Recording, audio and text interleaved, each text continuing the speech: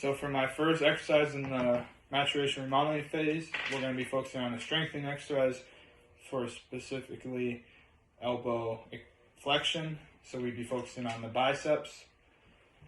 What I would have the patient do is we would start with a resistance band of a low grade, gradually increase it, and then potentially even increase it to a free weight. But for this, with our resources, we'll be using a resistance band. Have the patient step on the middle part and then hold both down. We repeat this for 3 sets of 8 to 12. We would do this for at least 3 times a week. It would be more of a moderate exercise, but we could increase the intensity and make it more severe with the more resistance and eventually the free weights.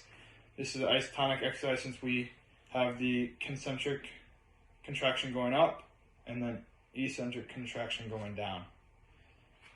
And I would have the patient do one side at a time. So that would be 1, 2, and so on. So I'll have the patient now.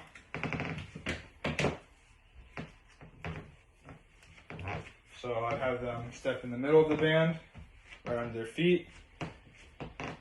And then whenever they're ready, they would one at a time. So he would do this for 3 sets of 8 to 12. Ways they could cheat are going up very fast or possibly going up slowly and contracting concentrically, but then dropping down very rapidly and not really getting that eccentric contraction. So we want to go up slowly, about 3 seconds. It should approximately take about 3 seconds to go up and 3 seconds to go down. That would be a good a time for them to do it. May take a little longer depending on their pain or their capabilities at the time. Adjusting, like I said, increasing the weight or resistance band. Safety considerations would be if the patient felt that they could move on to the next stage and we moved to a more severe exercise with more resistance or free weights too quickly, which would cause more injury than harm. We would record the results by the amount of repetitions they could do successfully.